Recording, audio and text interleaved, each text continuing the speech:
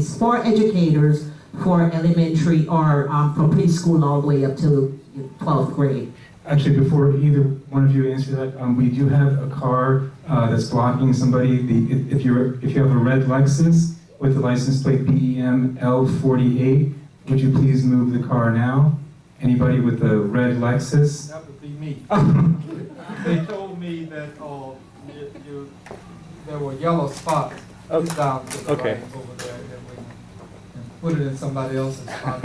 And any yellow spot will do. One of the things that crossed me over, when you all may not know, and I'll share with you that to park at the Rayburn building, I have to pay $150 a month, as does any congressperson who wishes to have a reserved spot. I won't go into the details. Let me answer the lady's question. Earlier this week, in the last week, I was endorsed by the Broward County Teachers Union. I attended their function at Nova Southeastern, and I met a school teacher that is working 3 jobs. That's ridiculous. My deceased wife was a first grade teacher. My son taught 4th grade for a substantial period of time. He had to leave both of them to get their PhD degrees so that they could do other things outside education. Please know this, the federal government, where Sheila wants to go and where I serve, the federal government funds in this nation about 6.5% of all of the money in education. For example, in this county, or any of them, that's the amount of money that comes from the federal government. It sounds a lot like the federal government ought to be able to do all of these things. But what we are witnessing, and what we have witnessed, is not enough resources. Going back to Elijah's question about how you pay for it, I'm one of the few people that I know that says we need to raise taxes on rich people, and we need to reverse the corporate taxes so that we can do some things. But education is a state function, and what the state legislature did in this state was use the lottery money that was supposed to raise the system up and be able to do some of those things, and now we find that what it's doing is it's like that. And it's just simply not right. Now on the ballot, you're going to see a $500,000 request. $92 million of that money is, about 80% of it is dedicated to teachers. Teachers have been poorly underpaid for as long as I have been in this state.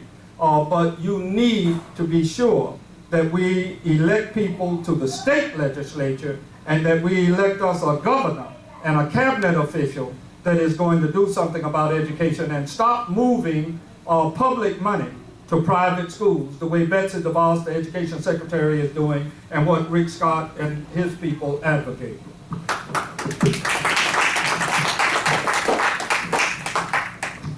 I'm sorry. You As for education, I have a different perspective about education. From my experience raising my children, what I've realized, what's really burdening the education system is really the misdiagnosis of the children. There's a lot of children who have different learning disabilities, autism, that are flowing through the education system, stopping the class from moving forward, needing more attention from the teachers, and pulling away from the resources that could be used to pay the teachers more. At the end of it, it's a healthcare issue. How do we fund it? We get healthcare right. We explain to them that if we can attach the mental health, if we can attack it, if we can actually diagnose these kids who are when they're young and give them the help they need, we don't have to burden the school system, the regular school system with them. And you'll see the cash flow is going to be very different. We have to think preventatively. In the last few years, we've seen a growing number of kids who are autistic. We've seen a growing number of kids who have learning disabilities. My daughter actually has a learning disability. And so I had to pay extra money to put her in a different school. I had to pay extra money to get her those resources. But the sad thing about it is I had to take her out of our district to pay that to give it to her. So what about all the kids who are in my district? What about all the kids who don't have the money? We need to get this mental health right for my kids. You know, I'm blessed that I can do that for her, but what rest of my kids who live in my neighborhood, who play with my kids. We have to get this right. And so getting it right on the mental health aspect is going to be the biggest thing that's going to change. And you'll see how funding changes. I do believe that we have to get the funding right on the school level, which is the state level, because they have control of the schools. However, on the federal level, let's not disregard our responsibility, especially for my kids, especially for our kids. I'm not going to send my kids anymore to the school district next to get the resources. District Debbie's, I'm not sending my kids over there anymore. I want to see it here. I don't want to be fighting by myself or let anybody else who's a mother here fighting by themselves. And that's what I believe in. Getting it right first, mental health, and then we're going to get it right on the federal level first, and then influencing as much as we can on the state level. Thank you.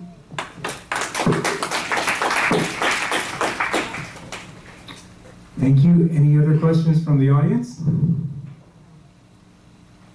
Yeah. Yes. Okay. So second round. Yes. If there's somebody else who's raised their hands, and we'll go. Oh, I'm sorry. We did miss somebody over here. Let's go. This lady first. My question is, I know what ALC represents for us, the union. Could you hold on for the mic? Here it comes. Good evening, thank y'all for coming. I know what ALC represents for us, the union. My question was definitely for you, Ms. Sheila, is what's your represent for the union and the locals that they're trying to attack now and take all of our annuities and our supplement insurance that we pay into? And to go back, I just want to make sure I understand you when you're saying you're not worried about the pre-existing condition. You're going to focus on the conditions that we can be proactive. But his question was about the pre-existing condition that he have. So I just wanted you to clarify that. Okay. Getting back to the pre-existing condition, the reason why he wasn't served is because they're not trying to, the thing with healthcare right now, they're limiting access. They're limiting amount of money that we actually get to get our needs met.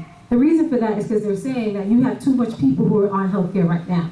But if we can prove to them that we can reverse them and we're not going to have all these people, then everybody can get the services they need. So right now, if you look at it, the underlying assumption is that everybody's going to be sick and everybody's going to be on healthcare, so we're not going to have money in the future. That's not really what they're looking at right here, right now. If they have understanding that we will have money in the future, because we're going to deal with the people who are going to be on it in the future by not having them on there, then they understand that we can get healthcare for everybody now who needs it. There's no reason if you have a disease now, you have a pre-existing that you should be covered. So the focus is not going to be on not servicing people with pre-existing. The focus is on showing the reduction of funds needed for healthcare by focusing on preventative medicine, telemedicine, and medical reversal. Now, as for unions, I'm a big supporter of unions. The reason I'm a big supporter of unions is because that's where you leverage your power. People take advantage of us when we're singular. But when you have a group, especially a group organizing everybody, that's where your power translates. That power is even stronger than some people when it comes to finances. If you look at like the role of unions really are, unions are actually, they're predeterminatives. They actually stop people from doing things. If you look at companies that have unions, the stuff they do there is totally different than places that don't have unions. So I support unions 100%. And I believe that they should preserve all the powers they have, because that's your real only line of defense, especially when it comes to making decisions. If they know you have a strong union, guess what? Your employer is not going to do what they want to do to you. And look at people who don't have a strong union or who don't have a union. Their employees do whatever they want. So I support unions 110%, because the people who are in the union are people like us. They're people like me. I have a small business, but I'm still struggling. I'm a working class person. And if we need to come together. If the unions are going to do it for us and make sure we get our pensions and we can retire, then that's where I'm at. That's where we need to be at collectively. Thank you.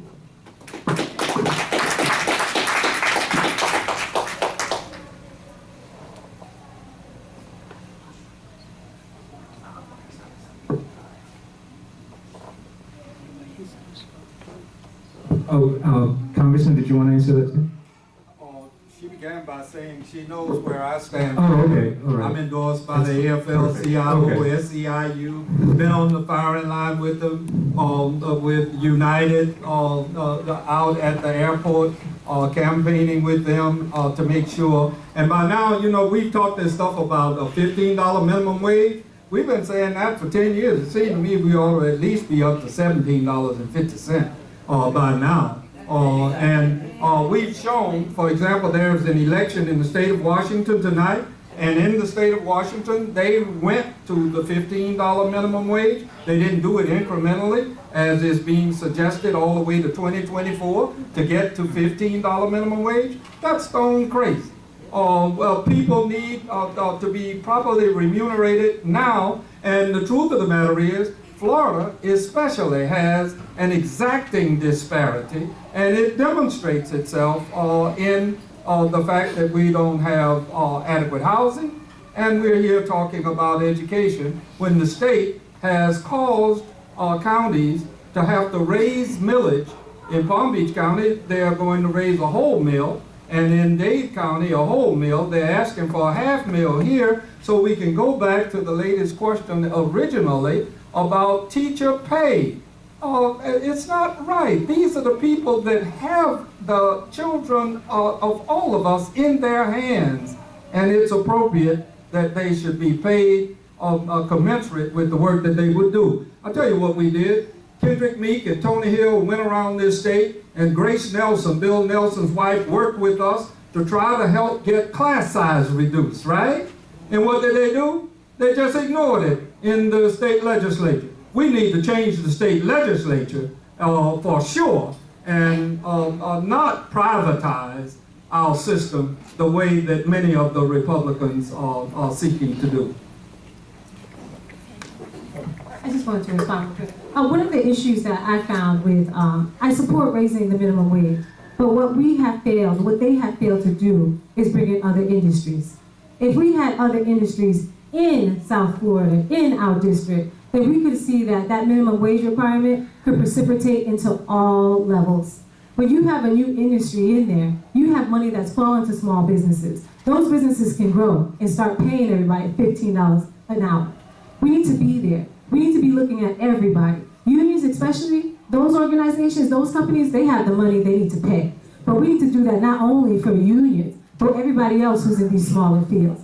We need to make sure that we're giving our people the jobs that we're bringing in here by bringing in other industries where we'll have the people growing to work in them.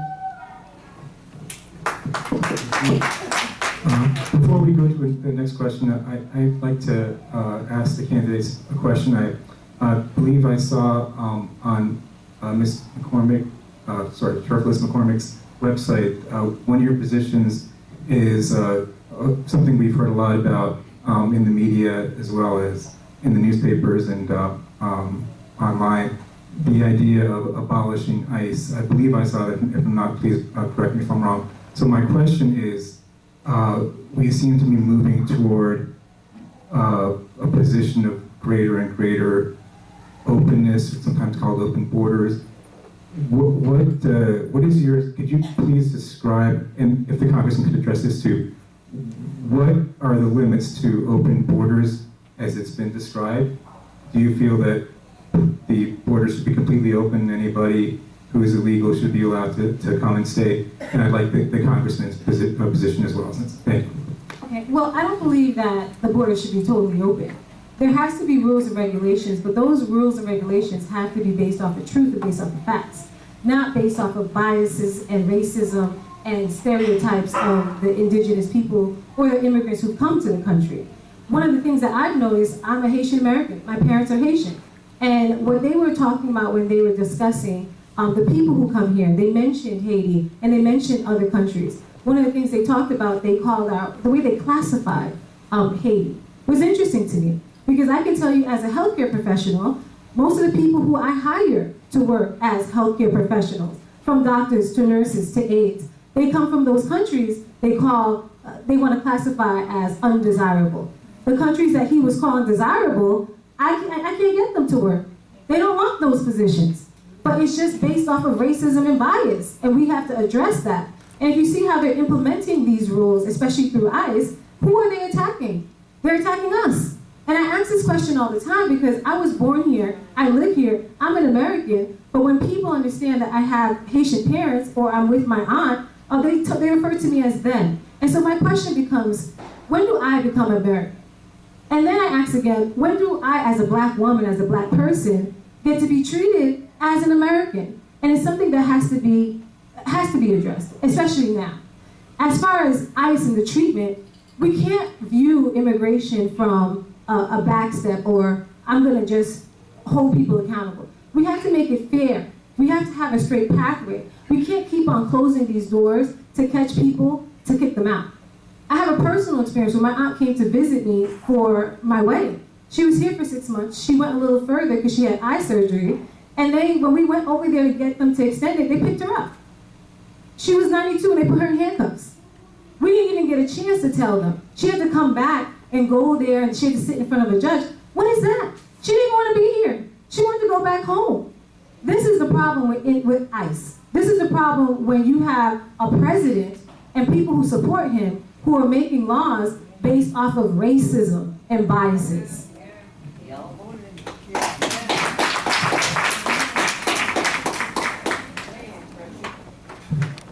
80% of the people that are in this country illegally are here because they overstayed their visas. Let me repeat that. 80% of the people that are in this country illegally overstayed their visas. They did not come from Mexico. And I want to ask Trump, if you want to close off the Mexican border, then how about closing off the northern border? And let's go back to 2001. The 19 people that came into this country that flew those airplanes into the Twin Towers and into the Pentagon, not one of them came from Mexico. And all of them were here with legitimate visas that allowed for them to be here. Now, we do have an immigration problem, and let me tell you what the Trump administration, a fellow in his organization named Steve Miller, has proposed to the president that they exercise an 1800 law, something that has not been exercised. And here's something that's going to affect us immensely, Sheila, your employees as well as others that are here in this country legally. They are saying that they're going to stop them from being able to receive food stamps and any other, and if there is an example where they have done this, then they're going to deport them. That's 20 million people in this country. Now, I've fought hard in my lifetime for temporary protective status for Haitians, and that is simply not enough. The same goes for Nicaraguans and El Salvadorans. We cannot send people back there. And let me remind Donald Trump that his daughter's mother came here under what he refers to as chain migration.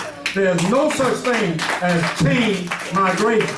It's family reunification. I know this issue upside down, been involved in it, and will continue. It is wrong to send people into environments where they don't have hope. And therein lies the problem.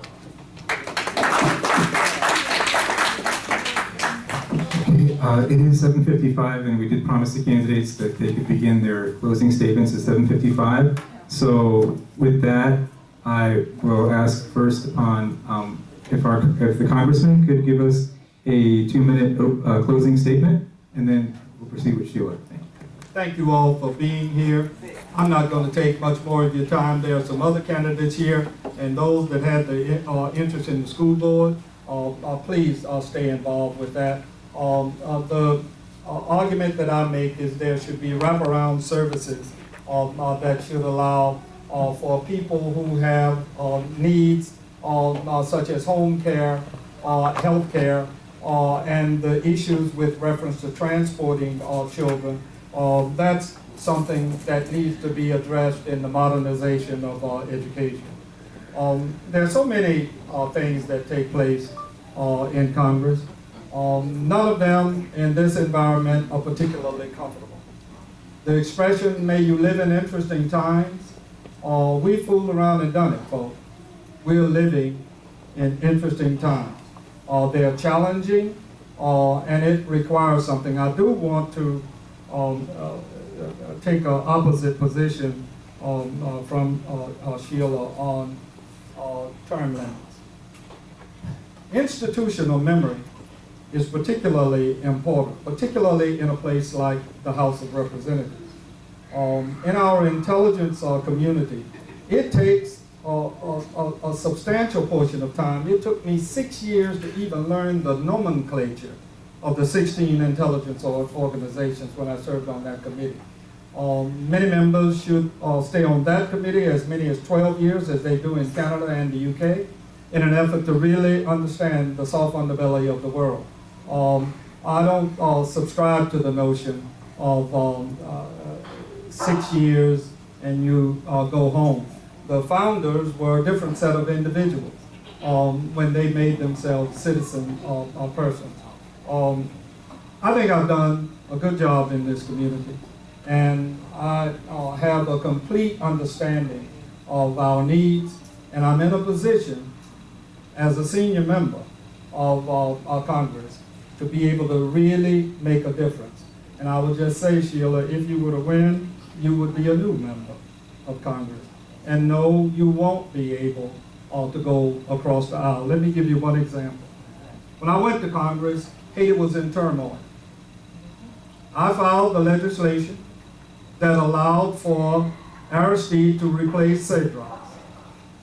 I filed that legislation. When I looked up, that legislation had the names Dix, Murtha, and Dellums on it, and did not have my name on the legislation. Ron Dellums, who died Monday, went to the then speaker and said, "That's wrong. The kid has come here and he should have an opportunity to pass this legislation." If you look at that legislation, thanks to Ron, it now reads Murtha, Dix, Dellums, Hastings. That's what helped to stabilize Haiti at that particular juncture. And I can say to you, new members of Congress, it takes them a little bit of time in order to get things done. And I'll let Sheila go 3 minutes. Okay. To respond in the beginning to your comment about being a new member versus seniority, what we've been realizing in the last few years that experience in Congress doesn't necessarily translate to the ability to be a good legislature as far as getting bills passed. We've seen that Debbie Washington Schultz, Frederica Wilson, they were able to pass bills in Republican Congress after 2012, their first year. And these weren't soft bills. This wasn't naming post offices. These were actual bills that touched the people's lives. And when we understand that the world is changing, we have to understand that this is our opportunity to be on the front foot, not on the back foot. The reason why it's difficult to move certain bills right now, they don't touch the time. And I said this before, I've looked at your bills. When I go to the lobby, I look at the bill. We sit there, we craft our bill, and we say, what could we take it to move? Part of pushing our bill is talking to Republicans and Democrats. Part of it is making that relationship. To be quite honest with you, this is the first time I've ever really had to take an adversarial position, which I don't even consider it to be. Because usually when I come in, I'm just speaking the facts for the people who need it. And I have ability to speak to both of them, both sides, and it gets done. So the assumption that I won't be able to get anything done because you haven't is incorrect. We have to realize that if we don't do something to change, we're going to miss an opportunity. This is our opportunity right now to be on the front foot. We can be the leading force. I have a plan to take us forward. I'm not just talking about what we did in the past. I'm looking at all the people, all the stuff they have, all the resources, and I'm ready to leverage that. There's a thin line between pessimism and cautiousness. And we can't lie on pessimism when the world is changing. We have to be motivated. We got to take it. We need that force to take it. And we can't just assume it's not going to get done. I'm here to fight for it to get done. It will get done. And we have a new class coming in. All the working people are standing up. In every single state, look at the primary. We're standing up, we're fighting. And we're going to do it. When I'm in there, I'm going to do it. And I'm not doing it by myself. Because you know what? I need your knowledge. Just like I talked about with everybody here. I'll fight that fight. So like I said, I'm a Broward County girl. I know you. I've looked up to you. And the reason I'm running is not, I never wanted to be adversarial. I was like, well, you know what? Let's do this. Let's do this. You got me, but I'm a fight. And I'm here for everyone and for you so we can do this together. So I'm just asking.